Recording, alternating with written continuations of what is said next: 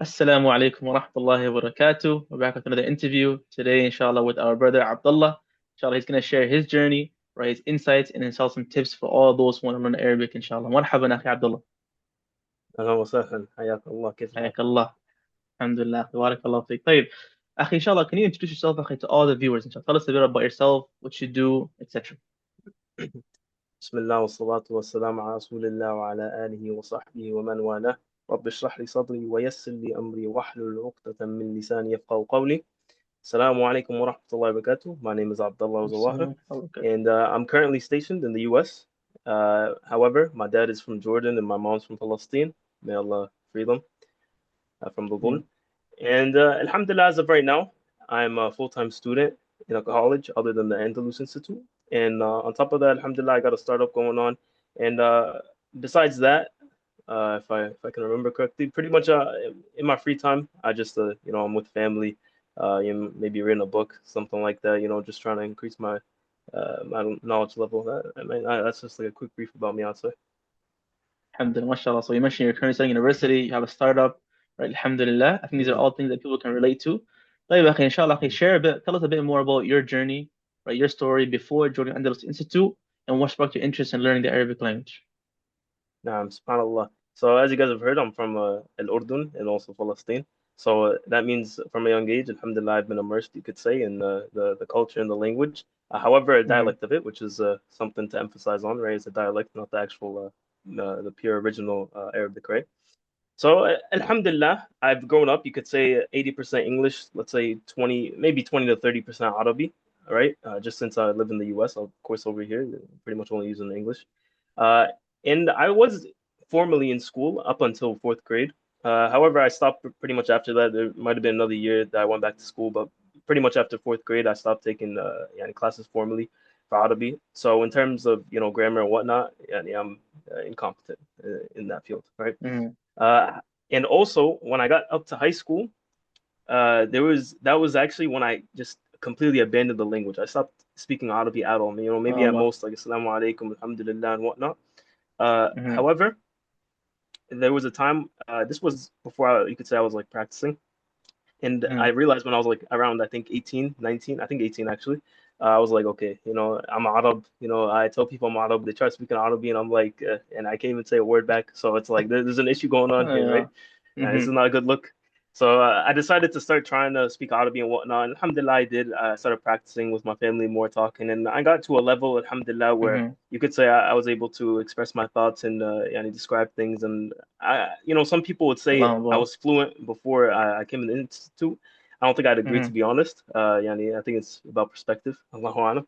Mm-hmm. Uh, yeah, and I was even actually in Jordan I came back last September and I was there for 5 months.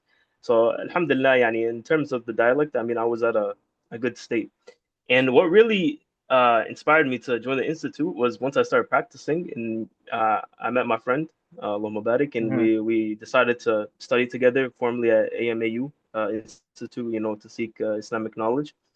Uh, and we kind of both knew that you're gonna need Arabic eventually, because obviously as a student knowledge you need it. But we Mm-hmm. didn't. I guess you could say we made a mistake by starting off with the knowledge first, because when you get to all the hadith and the Quran and all these dala'il, you can't even really compare and contrast because you don't even know the language. So it's like you're just depending on the translation. That's So true. it's not Mm-hmm. ideal. Let's just say that. And yeah, and subhanAllah, we're on the same page. And eventually, my friend, without telling me, he was like, "Yo, I think I seen this. I think he saw like an ad or some. I have no idea from Muhammad Andalus. Mm-hmm. May Allah bless him. And he was like, "Yeah, I don't know. I got convinced, bro. So I think I'm just trying to switch over to Arabic." And I was like, bro, I was thinking the same thing. So I just went with him. Subhanallah. So and then that's how I got into the Andalus Institute. Subhanallah. SubhanAllah. That's the benefit of having good friends, man. You guys inspire each other and put each other on different things. Alhamdulillah. طيب. So now, Mm. so now the next question is now, Alhamdulillah. So now, how has your Arabic journey, right, been so far since you joined Andalus Institute? Dude, it's been amazing, subhanAllah. Every Mm-hmm. single day, yeah, yani, it's like you're getting a puzzle piece. So every time I read the Quran, sometimes I see a word that I learned. It's like, I don't know, it's a little inspiring. You know what I'm saying? It keeps you Mm-hmm. it keeps you going, subhanAllah. And also, Bro, it's amazing because you got brothers on the same page. And then before I even joined the Andalus Institute, bro, I'm gonna be completely honest with you. I really thought Mm-hmm. that there wasn't that many practicing brothers like in the world. Because I even went to Allah. Amman, so I kind of like seeing how the situation is over there. And people, of course, they're all over Mm-hmm. that, they're going to masjid practicing. But in terms of Sunnah, yani people take it lightly and whatnot. So I didn't really Mm-hmm. expect people like being strict on the Sunnah. I'm saying they're on the usul, they're on the Mm-hmm. foundations and whatnot. So subhanallah, that's actually one beautiful thing is the community. I'd say, yani you find out a lot of likely minded people and whatnot, and it's beautiful, Mm-hmm. honestly, subhanallah. And also in the Alhamdulillah. speaking sessions, also the speaking sessions is definitely one of the motives that Mm-hmm. pushed me, I guess you could say, to join the institute as well. Alhamdulillah. So it seems like you having seen like-minded brothers kind of helped you stay consistent and keep that journey going, right? Yeah, yeah, for sure, 100%. Alhamdulillah. Barakallah. fi. طيب, so now the next question, right? What's your favorite part about Andalus Institute? Subhanallah, this is like might be a little random. So whenever I get in a, so it's not really about the Arabi actually. Actually, when I get in a speaking session, a lot of the time I Mm-hmm. have a lot of, you could say, fiqh questions or questions about Islam. So Mm-hmm. it's an opportunity to learn the Arabic, the language, yani, naam. And Mm-hmm. also on top of that, I can learn about Islam and, actually you can say seek knowledge at a baby level, you know what I'm saying? We can actually look at dalal and Mm-hmm. whatnot, dalail or Mm-hmm. dillah. And subhanAllah, that's honestly, to be honest, this is my favorite thing. And I'm able to go in a SubhanAllah. session, we're learning Arabic and we're also seeking a bit of Mm-hmm. knowledge. And we're able to look at all the opinions and be like, yo, this is this is the haqq and this is the batil. You know what I'm saying? So it's nice. Alhamdulillah. MashaAllah. طيب. So now you mentioned earlier that you're currently studying university, you have a startup, obviously you have, I know for sure you have other commitments you have. So now how are you able to balance your Arabic studies alongside all of that?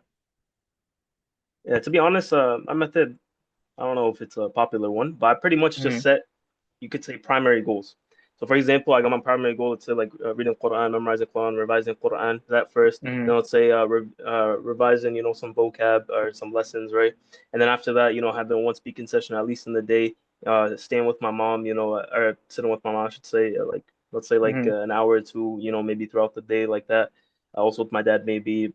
I mean, this is the way I set up my days. I have goals because at the end of the Mm-hmm. day, Alhamdulillah, I have that flexibility since Alhamdulillah, my jamia or my college is online, so I'm able Mm-hmm. to kind of like if something comes up, I'm able to kind of push some other things to the latter part of the day. So Alhamdulillah, I think, and I found this pretty effective if you have a consistent schedule and you're pretty much doing the same thing. Whenever something new comes Mm-hmm. in the schedule, you can kind of throw you off a bit. However, Mm-hmm. once you get used to that, like what's going on with your mind because that's pretty much like Mm-hmm. everything's going on with my mind. I don't formally write anything, right? It Mm-hmm. could work for some. I'd say that maybe try both methods. Like you can have those like main goals of the day, the primary goals, and then also if you want to try like writing down your schedule. However, I don't see the schedule part that practical in reality. If I'm Mm-hmm. being real with you, that's just my personal opinion. Alhamdulillah. Nah. So as you mentioned, have that structure and that consistency is the key, right? Those two Mm. especially. طيب. So now, akhi, right? So now you began your Arabic journey, right? So now, how has your life changed since then? Right? What changed in your Subhanallah. life? Mm-hmm.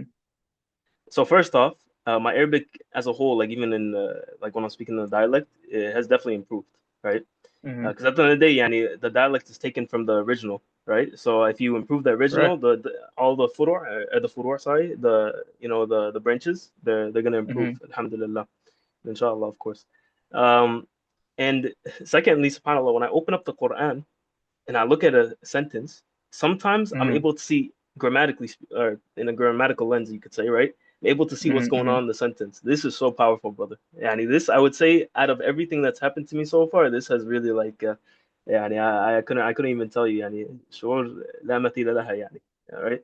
SubhanAllah. You can't even describe the feeling, subhanAllah. And I even told some of the teachers on one hand, they're like, yeah, I could relate. That first time when you open up the Quran, and after, taking all those grammar lessons over the past few months, you're able to look at the text Mm-hmm. and then be like, oh, wait, I learned all this. You know? It's a SubhanAllah. No, that's beautiful feeling, facts. alhamdulillah. Allahumma barak. No, that's Alhamdulillah. powerful, man. SubhanAllah. Because, that first ayah that you read and understand, that's the game changer. SubhanAllah. طيب. Yeah, for So now, sure. akhi, so last question, akhi. So what would you say to all the viewers, right? Those that want to learn Arabic, right, but think they're too busy or it's not the right time or due to certain limited beliefs, they haven't began their journey. What's your message, inshallah, to them? Yeah, I would say if you're a Muslim, brother, Mm-hmm. look, yani if you're praying 5 times a day, Allah Mubarak, you're reading your adhkar after salah, and you're Mm-hmm. even leaving your work to pray, I would say, brother, yani the only thing that's stopping you is shaitan and the waswas. Because at the end of the day, you're able to have that type of consistency when, like for example, you're working, right? You hear that then, you straight up just close your laptop. You're like, no, I can't work. Allah subhanahu wa ta'ala, like this is right. You know what I'm saying? I have to go pray right now. So if you're able Mm-hmm. to do that, brother, you can do anything, yani, bi-idhnillah. Brother, yani, this Arabic journey is way easier than you leaving your laptop to go pray instantly. Yani, so if SubhanAllah. you have that type of, I would say, dedication and, yani, alhamdulillah, bi-idhnillah also, you will be able to, I would say, do anything, honestly. Of course, you should increase in dua and whatnot. And Mm-hmm. but pretty much, yani, I think that's about it, bro. Like my advice is just get into it, and you'll realize how easy it is of course, with the help of Allah subhanahu wa ta'ala, because we're weak by ourselves and we can't do anything. أخي Jazakallah khairan. I appreciate it, man. That was subhanAllah inspirational, beautiful. Alhamdulillah, Mm, Jazakallah khairan. I benefited from jazakallah. it, and I know, inshallah, for sure, all the viewers did as well. Jazakallah khairan, akhi. Inshallah, wassalamu Jazakallah. alaikum wa rahmatullahi wa barakatuh.